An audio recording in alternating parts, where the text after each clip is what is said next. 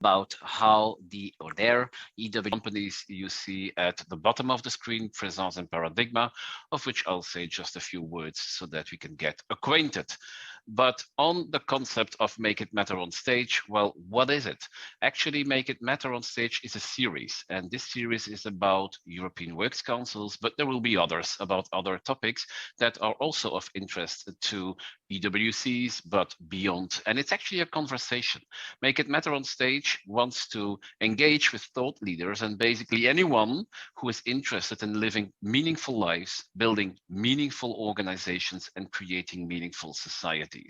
I think that's a hot topic that is on the schedule and the agenda of many organizations today, and it's top of mind for us all, because what can be more beautiful than achieving that objective? And many companies have been working a lot already to this goal, and EWCs have, of course, an extremely important role to play in making that happen.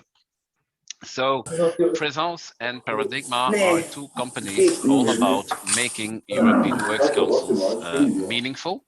And Presence does this from an organizational perspective, from a language perspective, from a communications perspective, enabling European Works Councils to communicate in any language, to make the meeting happen anywhere, wherever it may be. So basically, we provide you with full logistics for your meeting. Paradigma, on the other hand, is all about advice. Everything that or anything that you might need to make your EWC more valuable, more efficient. We have a network of experts who can provide that. And we also like to build roadmaps for European Works Councils, because a roadmap makes your EWC lead somewhere and builds on value, so that value becomes ever more and ever more important, and that the EWC has a better impact, a bigger impact in the organization. That is about our organizations, and here are just a few references. By this, I just want to show you that we work across many different industries and that European Works Councils are really our core business. Without much further ado, I would like to introduce the speaker of today. We have with us here Mrs. Anne de Man, HR leader at Trane Technologies, and what Trane Technologies is doing, she will abundantly explain in her presentation, I'm sure. But very importantly, she will talk about the role that the EWC has played during the COVID-19 crisis. So the whole webinar is expected to last for about 1 hour. That's Q&A included.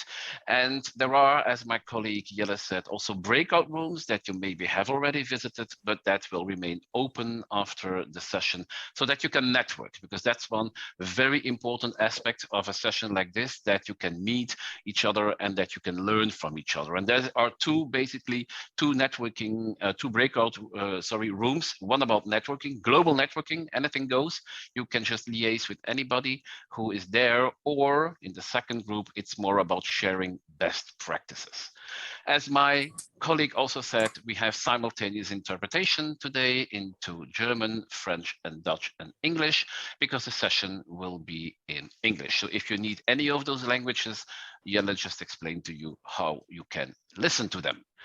So Anne will try to concentrate on the role of the EWC before the COVID-19 crisis, during, what happened during, and how the EWC was involved in this, or in solving, trying to get through this difficult period.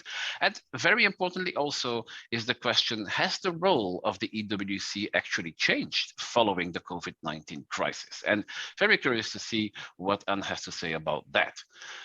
For the questions, we will not interrupt Anne. She will do her presentation in just a minute.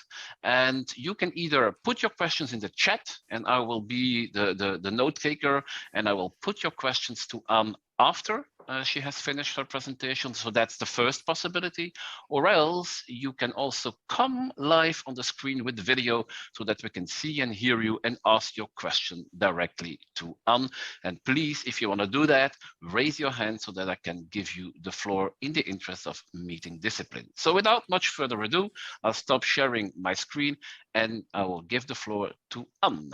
The floor is yours. Thank you, Peter. And thanks for having me. Now we'll just share now my screen. Hopefully this works. Yes. Is it visible? All right. Yes, perfect. Yeah, so I quickly introduced myself already during the networking. As you said, the HR leader for Trane Technologies Commercial HVAC SBU. Here with the company for 2 years now, actually rejoining since I joined Ingersoll like 9 years ago already, but then spun off and went with Allegion, which I also saw on your list, Peter, as one of the companies you're working with, because we actually copied what we did in Ingersoll in Allegion in terms of working with the same suppliers with our European Council there as well. And we're still working today as well in Trane Technologies with Presence. So who we are, as you said, we'll just quickly go through a couple of slides there.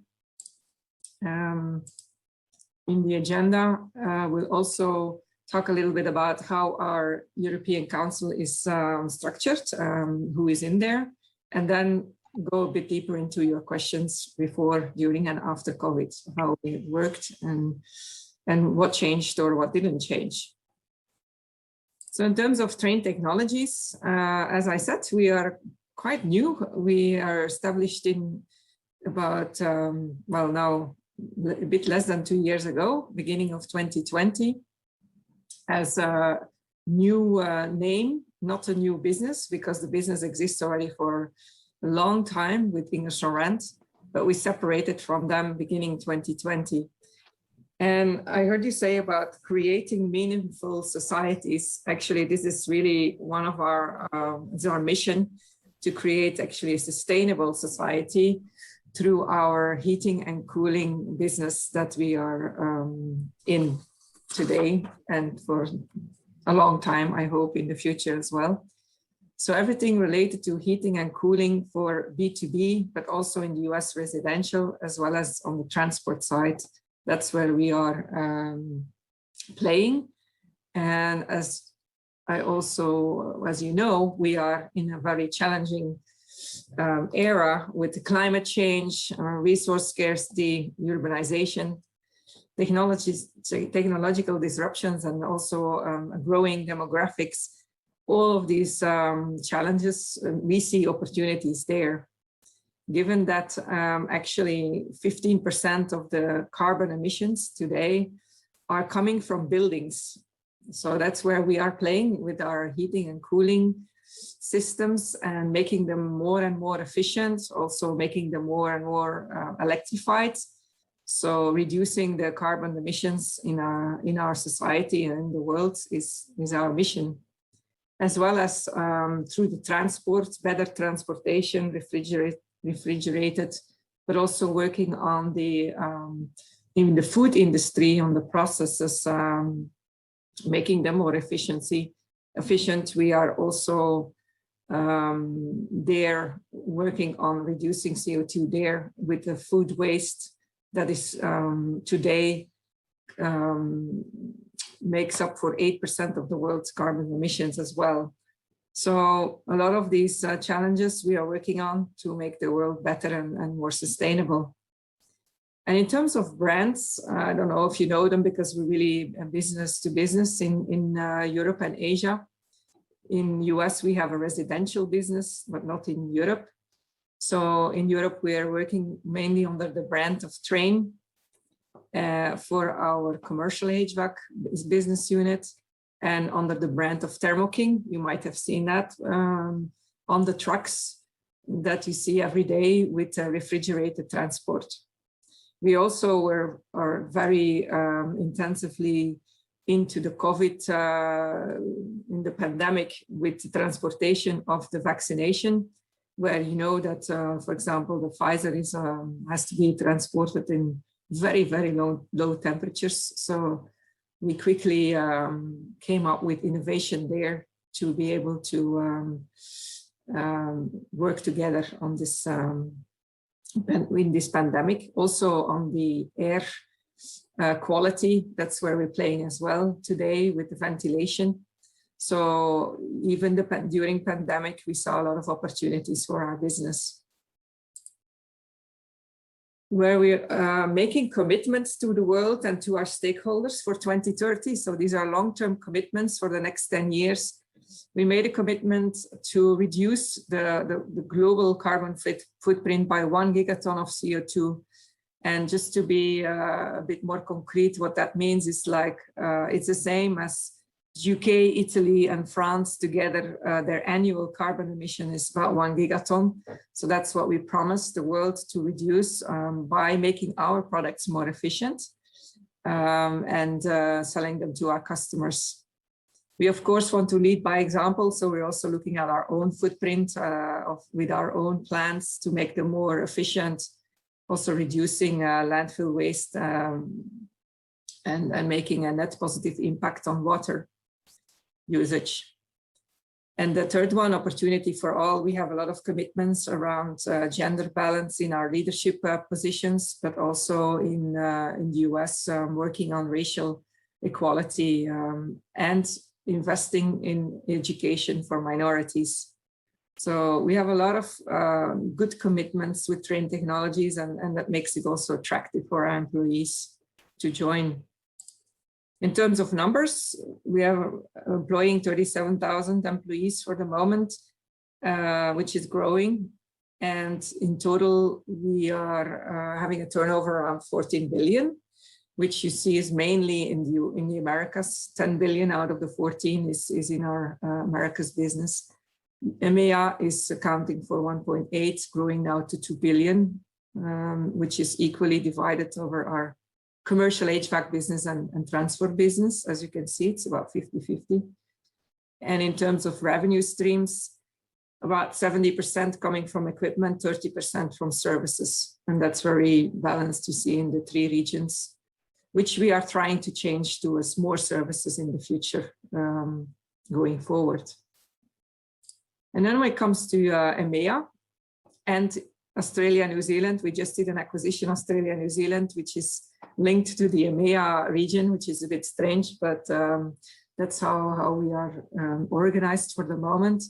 We see that we're covering 34 countries, so quite large scope of various countries, various languages. In there, about 13 workers' councils. And important to know is also about, for Europe, around 4,000, EMEA, 4,700 employees, split 50-50 of hourly and salaried.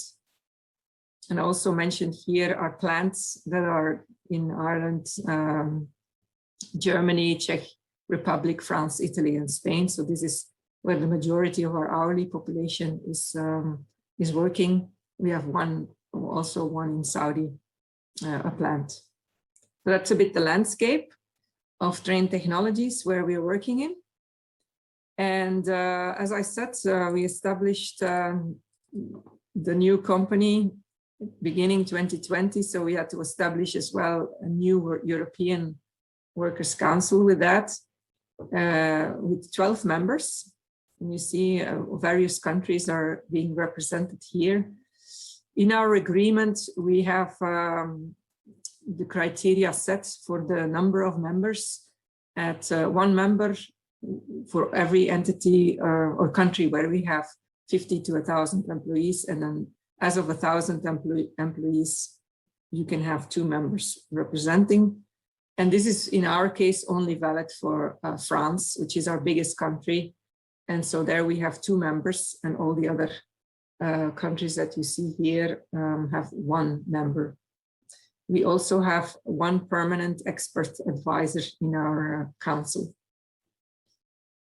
We also have a select committee, which we call the COCO, so coordinating committee. So when you hear me talking about COCO, that's the select committee. Throughout the year, we come together several times with that. And here we have representatives from Germany, France, Ireland, and the Czech Republic in there. So that's our very mixed European Council that we formed beginning of 2020 in a virtual way. I will talk a little bit about that. So the group hasn't met yet live. So this is all virtually for the moment. So how did we operate and are we operating before, during, and after COVID?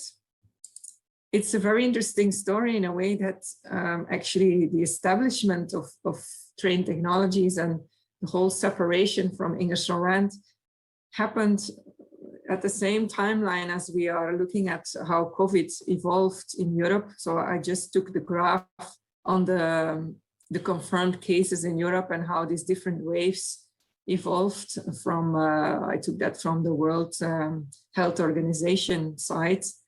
And you see how it's evolved over time. And I wanted to build a story here.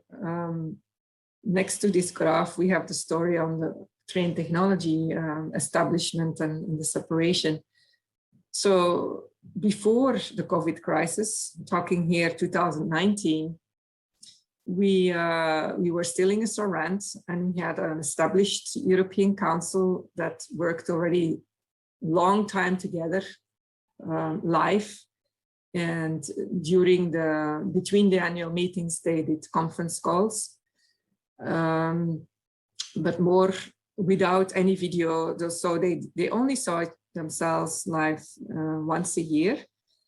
And of course, in 2019, the topics were very much around the separation from Ingersoll-Rand and the transformation towards Trane Technologies. So there were a lot of information consultation meetings happening at that moment. And most of them were with conference calls, no video. And there was one face-to-face annual meeting that took place in May 2019. I joined in March 2019, so I was able to also participate in that annual meeting to get to know the members. I was not responsible for the council itself, because that was my predecessor, George van den Hoven, but I got to learn and get to know the members. And during that period, there was extensive use of an expert from Syndex, of course, to help the members to understand the impact of the separation, which was a huge undertaking, and also then the transformation that was taking place in 2020 in Trane Technologies. I went through a similar exercise in 2012 when Allegion was born and when we spun off from Ingersoll-Rand. So I had some experience with creating a new workers' council, and that's also why George had pulled me in to work with the members and to also let them know that it is feasible, because they had a lot of questions on how is this going to go, how are we going to create a new workers' council. So a lot of concerns on that. Will we still have the same agreement? How will this go? So my experience helped there to also calm down a bit the anxiety. And then with the help of the experts, I think we went through that pretty smoothly, to be honest, and it's still helping us today. That process went very well, and that they had a lot of information coming from the Syndex expertise. So that was before COVID, and then in February 20, we established, it was day one of Trane Technologies, right before the COVID crisis came in and the pandemic started. We were in the middle of still establishing the transformation, and at the same time also establishing a new European Council. We call it TTEC, so the Trane Technology European Council versus the IR, the Ingersoll-Rand European Council. So, and the creation of the council and the transformation, plus starting to talk to them about safety, how we are going to go through the crisis. We set up a tracker, a COVID tracker, where we gave them also information on how we were doing on positive cases, on suspected cases, on how we were putting safety measures into our plants. Very importantly, we worked a lot on that. And the other topic related to COVID was postponement of the merit for our salary population. So very quickly, already in March, April, senior management decided to be prudent conservative on our increase in salaries. So we did not have any increase for our salaried population in April. Normally we would have had that in April 2020. Decision was made to postpone it to 2021 at the time. And that created, of course, a lot of questions. So also that we took into account on our agenda, all with our little coordinating committee. So that we had established as an acting committee, because we weren't able to vote new committee. That voting has been postponed until we are going to go have a live meeting. So working with an acting select committee, and then also with an acting president or chairman for our European Council. We did consciously set up a call on Teams where they saw each other on video, and using the Interpretify app on the smartphone to get the different interpretations from the languages. We did set a session especially to get to know the new members. So it was like a 2-hour session where we pulled all the members in, and they talked about who they were, what they're doing in their day-to-day job, what they expected from being in the European Council, and so forth. So that set a bit the scene going forward for our annual meeting that we have organized in September 2020, which was 2 mornings, including a training for them. So we kept the agenda as we usually would have the agenda, with a training for the members, with the business updates, but also, of course, talking about our new company, our new culture building, how we are going to go through the transformation. So all these topics remained the same. They were just presented in a virtual way, and we could see all the members on the Teams session. No voting, of course. They said deliberately they didn't want to do that. We are now, as I said, with this acting committee, and have postponed that. So then, how we see this after the COVID crisis? Of course, we're still in this pandemic. It's not over yet. Of course, when people now getting more vaccinated, travel is coming back. We did promise that we will have a live meeting in 2022. But for 2021, we will still have a virtual meeting in September. And we do have very regular meetings, more than before, where we had one quarterly. Now we are having more than one per quarter, coordinating committee meetings with video on Teams. Still with our normal agenda points, a lot on transformation, because as you know, in the new establishment of a company, there's always restructurings happening, but also new ways of working. We have a new performance management system and process. We do a lot around culture building, so we involve them on that as well. And keep on them involved in also new safety measures or the COVID tracking. That's just additional topics. And for the rest, there's not a lot of change. So as a summary, the COVID impacted more on the format, less on the content. Yes, a little bit of more content related to safety and tracking, as I already mentioned, but it mainly impacted the format, being virtual meetings. I did get good comments on that. It's working. It takes some practice, but it's working.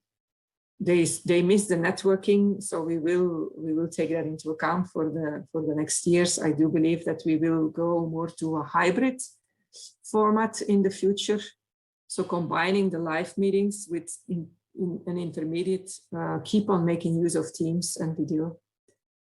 And we worked a lot more with the coordinating committee. It's easy to go on Teams. We don't need live sessions intermediately with then organizing all the translators live. It's easy to use, so we can more quickly have intermediate short meetings. And the topics that we are focusing on today is training. We still require quite some training on their roles and responsibilities, given that's a new team. Our transformation, culture building. We continue with the COVID tracking and the safety topics. So I would say overall, not too much change on content, more change on format. And now I'm open for any questions and maybe some more detail if there's some. Thank you, Anne. Clarifications needed. Maybe you can stop sharing your presentation. Yeah. So if anybody has a question for Anne, I have received some questions that I will kick this off with, but you can just raise your hand and then I can allow you live on the floor to do that. But I have received a couple of questions, and you said you have never organized online elections. Is that something that, given should there be further impediments to travel, that you would do? And if yes, how would you deal with the legality of that? If you would go with online elections, would that be something that you would be confident with? Well, the question is if our members are confident with it, and we asked that question to them, and they said they would rather want to go live and have it live, and also get to know each other better first to vote, because we need to vote for a new president, and we need to vote for the coordinating committee. They are very comfortable with the existing chairman, because he has been with them already before in English Rand, so some of them know him, and he's doing a pretty good job for the moment. So they don't feel that there is a big need to really push for it and go online with the voting. So they're very comfortable with just waiting and just go with the current setup and do it then when they come together. So it's more the members. I'm sure that there is an existing software for that to do it online. I did it once just for members election in Belgium. But yeah, it's more the members. Yeah, there are indeed different softwares that you can use, different procedures that you can use, also with intermediaries who can help you do that. And so the related question to that is, how do you deal, even without organizing elections, with the confidentiality of the meetings? Are you confident that it is confidential? Because online, lots of worries arise how confidential it all really is. Mm-hmm. So. Yes, and that's a very good question, because I also had a bit my worry on that. Now we always share minutes as well after the meeting, so there we make sure that the meetings are not recorded. Actually, we share minutes afterwards, and there we also make sure that the minutes are things that we want to share. If there's things confidential, then we definitely in the COCO meetings where we share more confidential information, sometimes around restructuring or transformation, we make it very clear from the start what they can share and what they cannot share afterwards. We also have a SharePoint where the minutes are being stored and kept, and they have access to that. There's full access of all the members there, but if there's things that only for the select committee, then we only share it with them. So we make sure that we make it clear at the beginning of the meeting on what they can share and what they cannot share. Mm-hmm. Of course, people can always take screenshots and things like that, but we made it also clear as part of their role and responsibility that when there are things confidentially shared, that they have a confidential role, and that we expect them to comply to that. Mm-hmm. Yes, absolutely. Maybe a question related to that as well. COVID is obviously a transnational issue because it happens across borders. But how do you deal with the complexity of the different cultures in your organization? How do the people, the members of the EWC, deal with that when they go back from an online meeting or when they switch off their meeting? What do they do, and how do they communicate the different procedures or policies at the different levels? Any experience you can share on that, because that's seen as an important complexity in some organizations? Yeah, it was also already in a region. One of my concerns that the message gets cascaded. So there we, besides the minutes, I also made kind of a messaging document with the message to be shared with their local councils, because in the end, they're representing their countries, and some still have difficulties with making distinction between the European Workers' Council role and the local Workers' Council role. And that's something that we have, again, put clearly in the training that we did in Trane Technologies, but also in Legion. And we asked another training now in September again to make that very clear. And I've several times clarified that it's their role to bring those messages also to the local council and discuss it there. That's why we make it clear what you can share, what you cannot share, unless we give you the green light to share it with the local councils. So that one is a constant repeat of these two different roles and how we are expecting them to play that role and cascade the messaging. I haven't established yet this separate document with the messaging yet in Trane Technologies. I probably will, because I think it worked in a region where they say, "Ah, yeah, this is the messaging. It's with sentences." It was quite clear. We translated it as well, so they have it in their own language, and they just can use that document with their local council, just to have some practical ways to make it as easy as possible for them to know to do this cascading. Yep. And the other way around, because that's the other thing, to bring feedback from people into the meeting. So we also last year had to push very hard for questions, and after a while we got quite a lot of questions that we then tackled during the COCO meetings, but also in the annual meeting. And again, we are now taking 2 months' time to make sure that we get all the questions for our annual meeting up front, and we can build already the answers, so that it's not instantly in the annual meeting that we still have to go and fetch the answers. We can prepare for it very carefully. Yeah, right.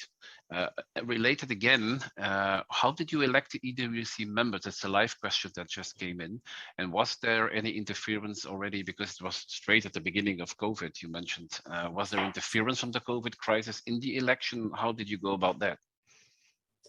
Yeah, that was still done by George in end of 2019, where we saw which countries where we had members that were spinning off and separated with in a surround.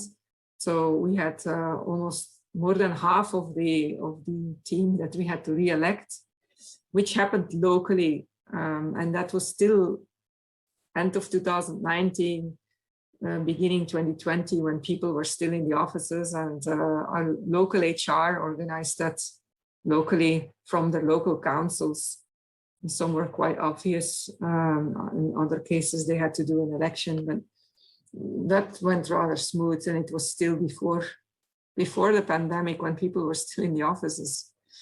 Otherwise, it was probably going to have been a more difficult situation. Yeah, I would guess. I would guess it would have been if you would have had to organize the elections at the start of the pandemic, where everybody was still finding their feet and knowing what to do. That would have been a totally different matter. But how about the training? You mentioned training in your presentation. So I think that you had to prepare the people to play their role as EWC members, but at the same time came COVID. So did you do more training to deal with both things at the same time, or did that change anything in your training schedule? Well, the training was virtually done in the annual meeting. We took out one morning for that with an external trainer. There, I got some mixed feedback from that because it's not so easy. There was more an information session rather than an actual training. It's more difficult to have, I would say, the interactions between the people. Yes, we had the translators, but it made it a bit more difficult. And that's why we are redoing the training in September with another facilitator. So I hope it will be a repeat for them, but I hope that it gets more clearer. And we might need to do a more interactive one when we are going back live. So on the training side, that the COVID has impacted that. It's more difficult to do that virtually with all the different languages and the interpretation there, to have real interaction between them and to check understanding and with the trainer. So that was mixed feelings about that. As a related question, just popping in, what specific topics did you train on? Any specific areas or just a global EWC training? It was really on the role and responsibility and to get a bit more familiarized with what does it mean being a European Workers' Council member. What are your duties, your rights? How does it work? What are the latest regulations? Also some more regulatory information, but mainly around the role and responsibility. All right. And you mentioned local HR. What was the role of local HR management in facilitating this? Because I suppose that was even more important because everything was happening virtually. So the people were literally participating in the meeting online from the premises or the building, the offices. And so what was the role of local HR in facilitating that? Well, the COCO meetings are all facilitated by myself as the representative of management, and then I sometimes bring in a local HR when it's related to a certain topic where they are more expert in. So during the year I bring in local HR members, so they also get to know them. And then in the annual meeting, I invite quite a lot of my local HR team members to follow the meeting to get familiarized with how does that work, what are some of the questions, so they know what we are talking, what topics we are tackling there, and what type of questions we have, so that when they are working with their local workers' councils, they have that in the back of their minds. So I try to involve as many local HRs as well in the process, so that it's not just myself and my colleague from transport being there. And this is something that my predecessor George also did, and I just copied that because I think it's also good for their own education, local HR, to understand the difference between local workers' council and European Council. Is that something that hybrid might change, in the sense that it could be an opportunity to allow more local HR to participate from a distance? Would you be open to that, or even other stakeholders? I think that opens a whole different perspective, the technologies that have been developed, right? Absolutely, that made it different last year very easily to invite more participants. It was also quite easy for our business leaders.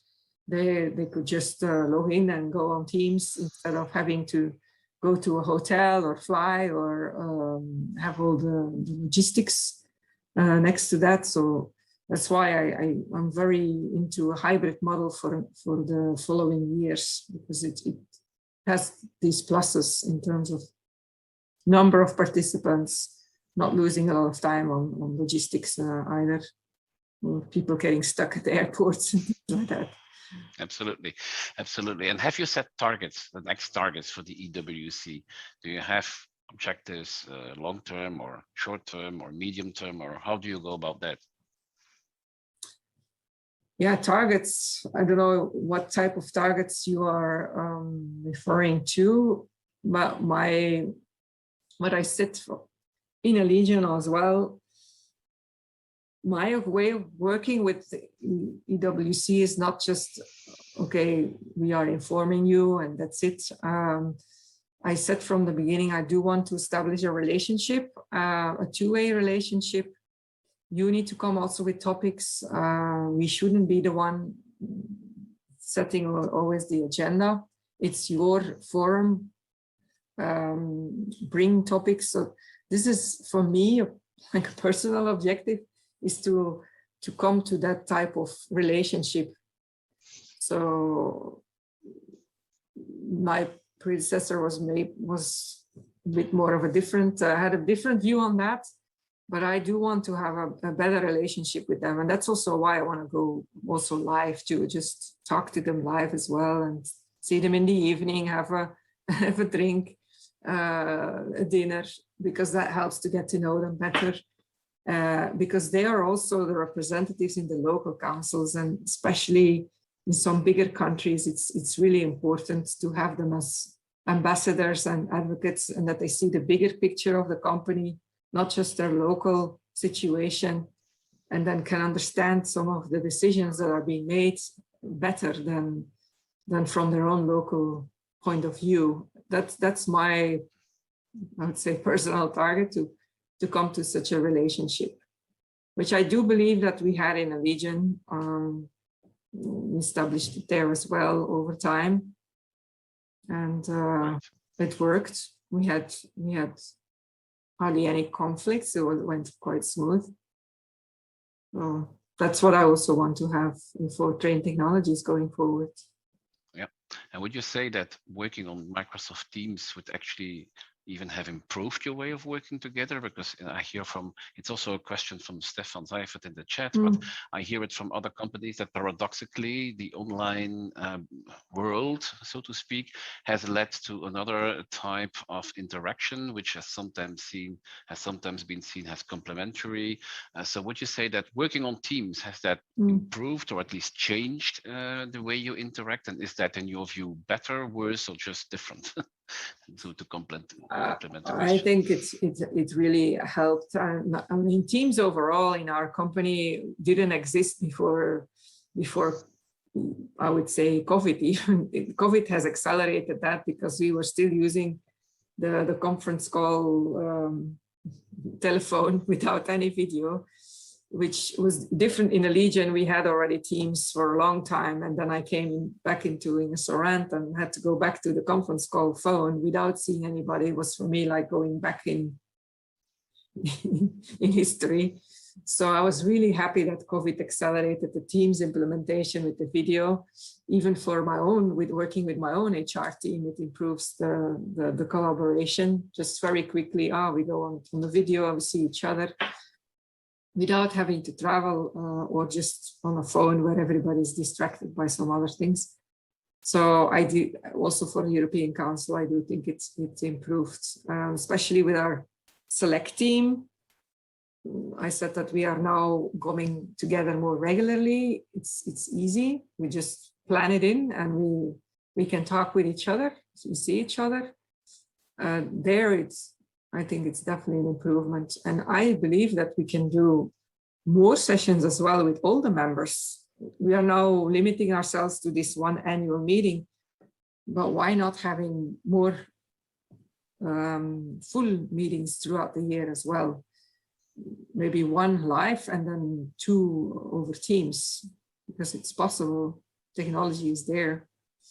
And so that we also get to know the other members a bit more. Absolutely. And is there other online technology or new technologies that you plan on using? We have people that are, you know, that in this world, people are not reading or don't have the time to read so many documents anymore. And we have clients who have actually short video messages recorded instead of writing lots of text. So you think you see that happening or not at all? Interesting idea. Yeah. We haven't done that yet. And that's where sometimes indeed you need to get these ideas and think out of the box. Still, we are in this minutes writing and so forth. And I agree. Why not with the video messaging? It just needs to be then subtitled or so in different languages, which is also possible. Yeah, why not? Yeah, it's people like to see videos, people like to see moving faces, and it literally gives a face to the EWCs. So some people find it highly interesting. Yeah, and this time I will record the training because we didn't record the training, and this time I will record the training. So at least that is also then available for them to re-look at or review. Right. Do you have any feedback? Do people find online meetings more stressful than live meetings? Do you have any feedback on that? No. No. It's a positive experience in your last year when we did the 2 mornings annual meetings virtually, we got very good feedback. It was just the training that they felt should have been better live, but all the rest was very positive feedback. And the COCO members as well, I don't get any complaints around. I think on the contrary, they see each other. It's not through conference calls anymore. Have you changed the format of your meeting? I suppose nobody was sitting 8 hours in front of a computer screen. So did you change the format? Indeed, yes. So we spread it over a couple of mornings instead of full days. Yes. Yeah. It's another question, but a remark following what you said from Stefan Seifert, who says that in our experience, our people are waiting for live meetings. And he means by that they have a different experience, that online meetings increase the stress on the people. And I, for one, happen to know that because I sat through one of their meetings with them online, and it was a marathon. We split it up differently, but nevertheless, it was still quite tiring.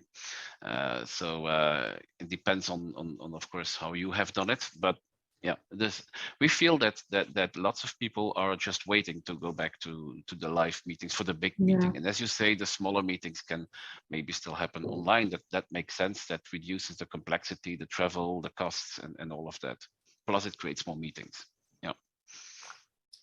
Yeah, the fact that we only did like 3-hour sessions made it maybe a bit more okay for them instead of a full day. I agree, full day at a screen, that's not going to work either. No, never. Well, one thing maybe on the software side, what I also was thinking of, we are using it now in normal business meetings more and more, is this Mentimeter, which makes it also made more fun with polling and questions, which I was thinking about. Would this be something that we can also introduce in our September annual meeting to make it a bit more interactive? Yeah, and the challenge will be the challenge. That will be valid, because if you do a hybrid meeting, the challenge will also be to give the people, both audiences actually, the same experience. So having an interactive tool linking online participants to your live participants is a good way to do that. It's one of the ways. And Mentimeter or other applications can do that, because you don't want to have 2 meetings. If it's a hybrid meeting, it should be 1 meeting, and that's exactly going to be the challenge. Yeah, right. So keep it short. Think about interactions and a bit more variety in also speakers. We have different speakers. Makes it, I think, feasible if it's like 3 hours per day. Right. All right. Question from Annalena. How much time is put in from your HR team in, I suppose, organizing the meetings and dealing with the EWC? Any view on that? For the intermediate coordinating committee meetings, it depends on the topics. We had a lot of transformation topics, of course, and then it's different HR members that I pull in, usually they have already those decks, so it's more like summarizing it and making it very, yeah, you have to make sure that you don't use a lot of words, because also for the translators, it needs to be more simple and easy to follow. So that's a bit the work, but it's like it's like a couple of hours or so. It's not that big. The annual meeting, though, we spent quite some time in there with all the questions that we're getting, and then we'll need to find the answers or making sure that we have the right answers with the different stakeholders. So that one, we have 2 months preparation, not that we are every day working on it, but we start early enough. Like we start actually now preparing for the annual meeting in September. So that one. And how do the members get their information? You mentioned that you expect also the EWC members to bring valuable information to management. So how do they go about that when they are back in their sites? Do they get any assistance, or do you have a procedure in place? How does that happen? So they, well, it depends on their own operating mechanisms locally, how they assemble questions. Well, usually it's through their own local councils. They say, look, we have an annual meeting in September, or we have a COCO meeting coming up. Are there any topics that you want me to bring up? And then they send it up front to one of my team members. She's kind of the administrator, and she's consolidating all that. And then we, based on what we get in, for the annual meeting, we organize as well a separate meeting to discuss the questions. So we have now one scheduled 15th of July. And the other way around, we publish our minutes and so forth through the SharePoint. There's a SharePoint where all the members have access to. Do you have any templates in place? And templates where people can, or the reps can present information to management? Is there a template for that? Because you mentioned templates from the management team to the group, but is there also templates in place for the EWC members to present? No, we haven't put that. It's a good idea, but we haven't. They just send us through email the questions. It's not a specific template. Okay. Yeah, it's something that seems to work very well. Yeah, that's so a good maybe idea. Something to take on board. It's also good that you take something away from from the webinar. So yes. Okay, in the interest of time, I'm taking a look at the chat. There are no other questions. I have a last one for you, but I want to leave people the chance first. I don't see anything, so I can't resist asking you a question myself. So it's my own.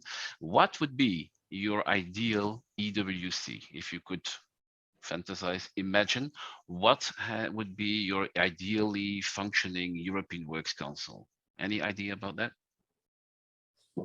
Yeah, I think I already mentioned it a bit through my own view on how I view this organization. And for me, it's bringing all these representatives from the different countries together. Really, they are more active so versus passive, absorbing information and then bringing it to their councils. I would like to have an active forum that I'm still a bit missing, and I'm trying to. That's also why I find it important that they understand their role. It's like it's a two-way conversation. I sometimes find it still too much one way, and we have to come up with the topics and think, this would be a valid topic and this would be, but just be more active. I would say this is for me the ideal council. With a real input and real projects. Initiatives as well, yeah. And initiatives, yeah. Well, that's I think, a very good objective to have, and it's also something that, yeah. Well, we see that many companies are working towards that, and it's something that we do with the building of the roadmap. That's exactly what you mentioned. So we want to make sure that we have seen many European Works Councils who, when the management team changed or the members changed, everything started again. And so I think it's important to build on the value, because otherwise you never reach that stage. Because when the members have the experience, then they might go away, or you might not be there anymore, and then the EWC will start all over again. And that's something that doesn't lead to value. So that's why, yeah, having a roadmap, having a plan is something absolutely essential. So, right. So, well, and we are at the end of our chat, and I think it was very, very interesting. At least I see the messages in the chat saying that and confirming that. So, thank you very, very much for that. You're welcome. It was very nice to have you here. I would also like to thank all the participants, of course, for being there. I would like to thank the interpreters. Thank you for your work, because they have been doing that for 1 hour now.